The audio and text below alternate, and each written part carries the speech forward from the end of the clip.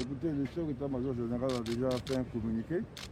On sait qu'on a eu une attaque hier nuit dans la localité de Kafolo, à 61 km au nord-est de la Côte d'Ivoire. Et on nous a signalé des blessés. Et immédiatement, on a déployé l'armée de l'air afin de ramener très rapidement nos blessés. Donc vous voyez, ils viennent d'arriver, ils seront pris en main à l'hôpital militaire et les plus graves seront adressés à des centres spécialisés. Quelle est la nature de cette attaque? Écoutez, c'est une attaque terroriste. Évidemment, quelque chose de nature, nous sommes en train de faire des enquêtes et les services d'investigation pourront préciser au bout de l'enquête la nature précise et l'origine de cette attaque.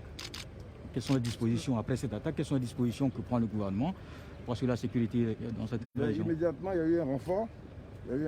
Et nous sommes en plein ratissage. Et l'état-major, après, pourra faire le point et vous informer des détails. Est-ce que le mode opératoire vous laisse penser que cette attaque a un lien avec l'opération Komoué? Écoutez, il n'y a pas de cause particulière, il n'y a pas mis de cause à un attentat terroriste.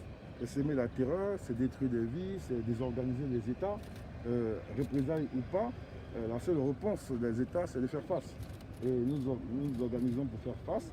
Et donc, pour nous, on avait des informations sur cette menace des narcotrafiquants et alliés aux terroristes pour avoir un accès à une zone portuaire. La Côte d'Ivoire était effectivement dans la zone de mise. Nous avons pris des dispositions, mais là, nous ferons le point de cette attaque-là et puis renforcer notre présence autour de la frontière. Et je pense qu'immédiatement, il y aura du renfort aérien et le ratissage permettra, j'en suis sûr, de neutraliser ceux qui ont fait ça. Est-ce que le parc de la Komoué est un maillon faible dans le dispositif de défense de la Côte d'Ivoire? C'est un maillon difficile parce que c'est évidemment, vous savez, les forêts sont toujours très difficiles à surveiller.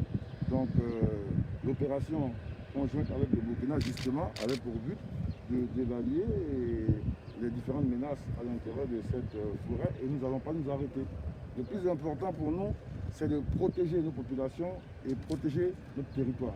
Nous avons un niveau d'organisation de nos forces qui nous permet de faire face. Et vous allez voir dans les jours qui viennent, la réponse sera à la mesure de cette attaque-là. Est-ce que le bilan de votre communiqué de ce matin a évolué entre-temps?